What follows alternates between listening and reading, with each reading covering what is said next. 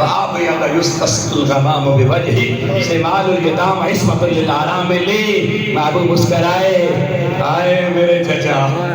چچا کو یاد کر کے منبر میں مسکرائے مسجد نبوی کے وہ کافروں کو منبر میں بیٹھ کے یاد کیا جاتا ہے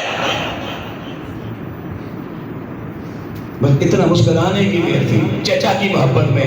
کہ اتنی بارش اللہ نے دی کہ مسجد نبوی کی چھت یوں لپکی کہ حضور علیہ السلام کی داڑھی پر اور نور کی برسات کے موتی قطرے پڑتے تھے یوں داڑھی میں چھن چھن کے زمین پہ گرتے تھے اللہ نے کہا آج مصطفیٰ بارش باہر نہیں اندر بھی آ جائے